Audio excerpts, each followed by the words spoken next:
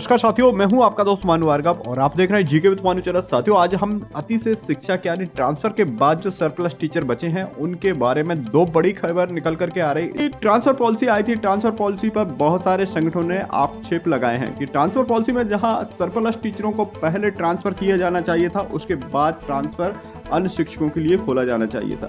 वहीं नवीन शिक्षकों को सबसे पहले ग्रामीण क्षेत्रों में भेजा जाना चाहिए था, लेकिन शहरों में भेज दिया गया है। इस प्रकार से शहरी स्कूलों में सरप्लस टीचर की स्थिति निर्मित हो गई है। साथियों, इसके अलावा ग्रामीण क्षेत्रों में 80% स्कूल ऐसे हैं जहां पर शिक्षकों की अति आवश्यकता है। तो जानेंगे इस वीडियो के अंतर्गत। आप इसी प्रकार से शिक्षा विभाग से संबंधित लेटेस्ट अपडेट के लिए हमारे चैनल को सब्सक्राइब कीजिए। साथियों, वीडियो को लाइक करना नहीं भूलिए। चलिए अब हम इस खबर को डिटेल में जानते हैं। तो साथियों, मध्य प्रदेश ट्रांसफर पॉलिसी से एक बड़ी खबर आ रही है। इस खबर को हम प्रेजेंट कर रहे हैं राज न्यूज नेटवर्क के माध्यम से। जैसे कि दो बड़ी खबर है, एक तो सरप्लस टीचरों को जहां सरकार ने व्यवस्था कर दी है, इन्हें कहां पर इनसे काम लिया जाएगा, और साथ में दूसरी खबर है सिस्टम कर गया बड़ी भूल, शिक्षकों से खाली हो गए ग्रामों के स्कूल। वहीं तबादला प्रक्रिया में राजनीतिक दखल से विभाग के आला अफसर के माथे पर चिंता की लकीरें आ गई है। तो इससे जानते हैं, जैसे कि लंबी प्रतीक्षा के बाद विभाग ने जिस ग्रामीण शिक्षा को सुदृढ़ करने के लिए नई तबादला नीति बनाई थी, उस पर सिस्टम ने पानी फेर कर रख दिया है। गांव के स्कूल शिक्षा विभाग हो गए हैं खाली। वहीं शहरों में जरूरत न होने के बाद भी बड़े पैमाने पर प्रभावशाली शिक्षकों का पदस्थ कर दिया गया है। अब हालत यह है कि राजनीतिक हस्तक्षेप का जबरदस्त दखल है होने से 80% गांव के स्कूलों में शिक्षकों की दरकार बन गई है। बताना होगा कि गुजर चुके 2022 में विभाग ने संकल्प तैयार किया था कि गांव की शिक्षा का गुणात्मक विकास करना होगा। इसके लिए विशेषज्ञ से सलाह मशवरा करके नई तबादला नीति बनाई गई थी। इसमें यह भी उल्लेख किया गया था शहरों में सालों से पदस्थ शिक्षकों को गांव में जाना होगा।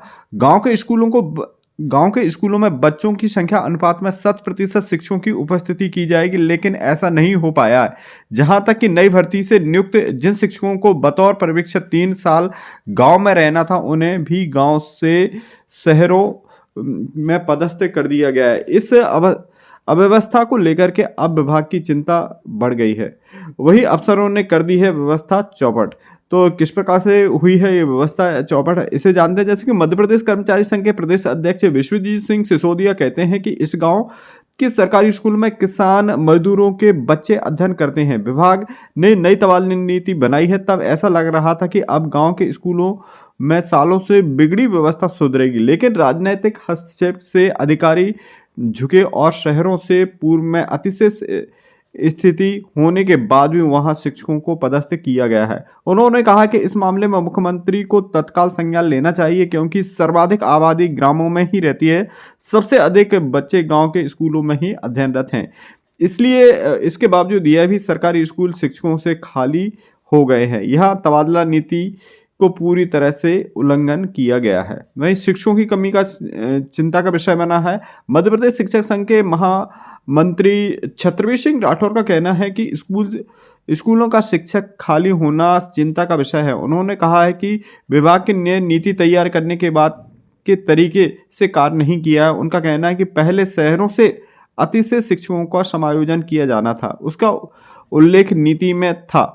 फिर खाली पदों पर शिक्षकों के तबादले किए जाने थे, लेकिन ऐसा नहीं किया गया। नतीजन यह हालात निर्मित हुए। उल्लंघन करने वालों पर कार्रवाई हो रही है। वहीं शासकीय शिक्षक संघ के अध्यक्ष राकेश दुबे कहते हैं कि ग्रामों में 80% ऐसे स्कूल हैं जहां बच्चों की संख्या अनुपात में शिक्षक नहीं है।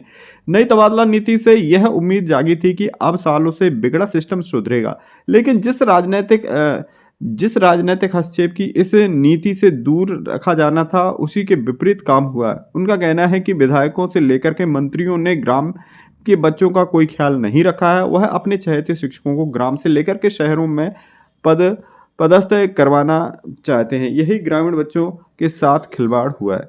विभाग पीएस हुई चिंता। तो देखते हैं, बताया जा रहा है कि इस व्यवस्था को लेकर के विभाग की पीएस भी चिंतित हुई है। जानकारी है कि इस मामले में लोक शिक्षा संचालनालय से लेकर के शिक्षा पोर्टल पर काम संभालने वाली टीम से जवाब मांगा जा रहा है। कारण है कि पीएस के पास जो मैदानी रिपोर्ट आ रही है वह संतोषजनक नहीं है। जानकारी है कि निकट दिनों में इन हालातों को लेकर के बड़ा बदलाव हो सकता है। तो साथियों एक बड़ी खबर थी मध्य प्रदेश स्कूल शिक्षा विभाग से, जहां सरप्लस टीचरों से रिलेटेड आक्षेप लगाए गए हैं बहुत सारे स्कूली प्रांताध्यक्ष द्वारा। अब इस पर क्या प्रतिक्रिया होती है, साथ में आप देखते हैं जो सरप्लस टीचर है उनके लिए भी काम दिया जा रहा है। क्या काम दिया जा रहा है?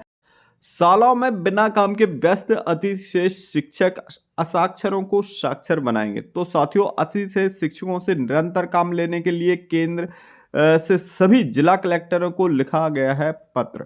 प्रदेश के जिले से लेकर के ब्लॉक और संकुल स्तर के तक बिना काम में व्यस्त शिक्षकों से अब विभाग नया काम करवाएगा। राज्य शिक्षा केंद्र द्वारा संचालित शुरू किए गए नव भारत साक्षरता मिशन में इन शिक्षकों का उपयोग होगा। इसके लिए सभी जिलों में केंद्र एवं कलेक्टर को पत्र लिखा गया है। राज्य शिक्षा केंद्र के संचालित धनराजू एसके ने कलेक्टर को पत्र में पूरी स्थिति स्पष्ट की है। उन्होंने कहा कि राष्ट्रीय शिक्षा नीति के अनुसार प्रदेश में साक्षर दर बढ़ाने के लिए 15 वर्ष से अधिक आयु वर्ग के असाक्षरों को नव साक्षर बनाना है। इसके लिए नव भारत साक्षरता कार्यक्रम संचालित किया जा रहा है।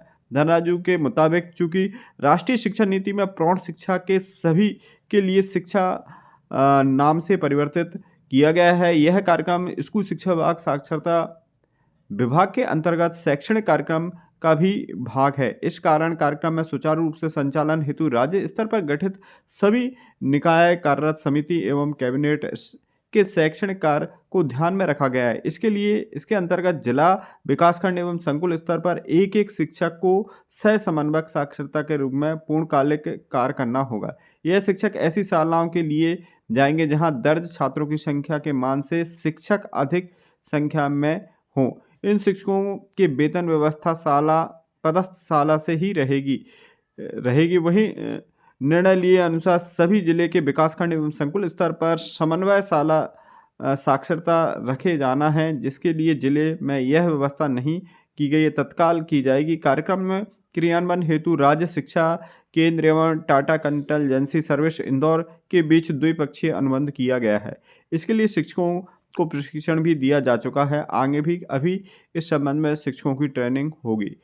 तो साथियों इस प्रकार से शिक्षकों जहाँ पर सरप्लस टीचर है तो उनके लिए भी एक कार्य दिया जा रहा है। अब ये कार्य और नई ट्रांसफर नीति के तहत संभवतः सरप्लस टीचर या जो नवीन शिक्षक है उन्हें ग्रामीण क्षेत्रों में भेजा जा सकता है। तो साथियों एक बड़ी खबर है मध्य प्रदेश स्कूल शिक्षा विभाग से। इसी प्रकार से अपडेटेड न्यूज के लिए हमारे चैनल को सब्सक्राइब कीजिए। मिलते हैं अगले अपडेटेड वीडियो के साथ, तब तक के लिए जय हिंद, जय भारत, जय मध्य प्रदेश।